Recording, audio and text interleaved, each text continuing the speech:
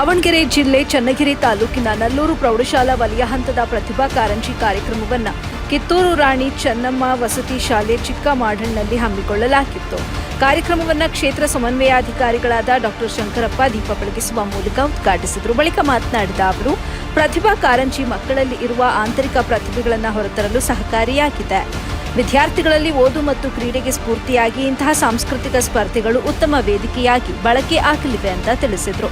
ಸಭೆಯ ಅಧ್ಯಕ್ಷತೆ ವಹಿಸಿದ್ದ ಕಿತ್ತೂರು ರಾಣಿ ಚೆನ್ನಮ್ಮ ವಸತಿ ಶಾಲೆಯ ಪ್ರಾಂಶುಪಾಲ ಪ್ರಕಾಶ್ ಮಾತನಾಡಿ, ಇಲಾಖೆ ವತಿಯಿಂದ ಪ್ರತಿಭಾ ಕಾರಂಜಿ ನಡೆಯಲಿದ್ದು ಶಿಕ್ಷಕರಿಗೆ ವಿದ್ಯಾರ್ಥಿಗಳಿಗೆ ಸೂಕ್ತ ಅವಕಾಶ ಕಲ್ಪಿಸಿ ಸ್ಪರ್ಧೆಗಳು ಉತ್ತಮವಾಗಿ ನಡೆಯಲು ಸಹಕಾರ ಕೊಡುವುದಾಗಿ ತಿಳಿಸಿದರು. ಸಭೆಯಲ್ಲಿ ಸಂಸ್ಕೃತ ಮುಖ್ಯ ಶಿಕ್ಷಕರಾದ ನರಸಿಂಹ ಭಟ್ಟರು, ಸಂಘದ ಕಾರ್ಯದರ್ಶಿಯಾದ ಮಹೇಶ್ ಮಾತನಾಡಿದರು. ವೇದಿಕೆಯಲ್ಲಿ ಹರೀಶ್ ಕುಮಾರ್, ಜೀವನ್, ತಿಮ್ಮಪ್ಪ, ಅಕ್ಷತಾ, ಮಹೇಶ್, ನಲ್ಲೂರು ವಲಯದ ಪ್ರೌಢಶಾಲಾ ಸಹ ಶಿಕ್ಷಕರು, ನಲ್ಲೂರು ವಲಯದ ಸ್ಪರ್ಧಾ ವಿದ್ಯಾರ್ಥಿಗಳು, ಕಿತ್ತೂರು ರಾಣಿ ವಸತಿ ಶಾಲೆಯ ಶಿಕ್ಷಕರು ಮತ್ತು ವಿದ್ಯಾರ್ಥಿಗಳು ಉಪಸ್ಥಿತರಿದ್ದರು. ವರದಿ ನಲ್ಲೂರು ಮೊಹಮ್ಮದ್ ಆಸಿಫ್, AB ನ್ಯೂಸ್, ಚನ್ನಗಿರಿ.